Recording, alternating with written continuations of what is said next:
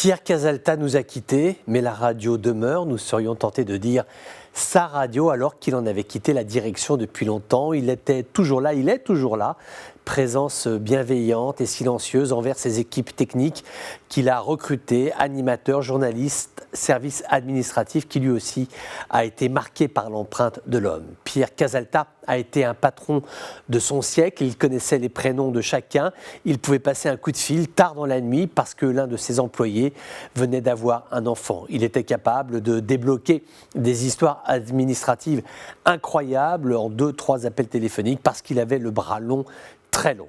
L'homme avait une dimension méridionale, méditerranéenne, il était chaleureux, amical, avec, il faut le dire, un caractère entier et exigeant. Quand il rentrait dans un bureau, il lui arrivait de laisser traîner son index sur une table pour s'assurer qu'il n'y avait pas de poussière. Quand il sortait d'une pièce, il éteignait toujours la lumière pour éviter le gâchis. Il avait le sens du détail, d'aucuns diront un sens très développé du détail. Parce que dans les studios, il ne fallait pas laisser traîner de câbles, il n'appréciait pas, ça le mettait en colère. Quand il décidait de reconstruire une antenne, les équipes travaillaient nuit et jour, il fallait que ça aille vite et que ce soit bien fait. D'ailleurs, il n'aimait pas solliciter les entreprises extérieures, il préférait les compétences internes à la radio. Tout maîtriser et parfois prendre des risques, parce que lorsque le monde de la radio a opéré sa mutation technologique, quand nous sommes passés des vieux disques en vinyle à l'univers feutré, du tout numérique, il a fallu s'adapter. Donc,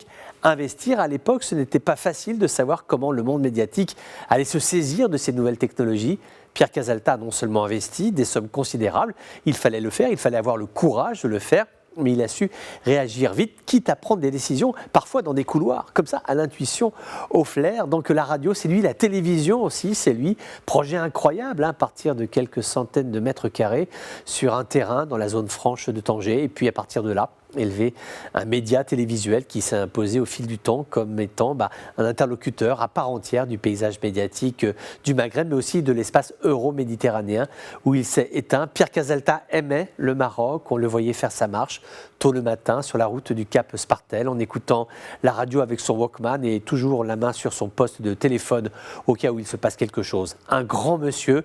Aujourd'hui, nous tous, à la radio, à la télévision, au digital, aux services techniques et administratifs, nous sommes tous quelque part ces orphelins.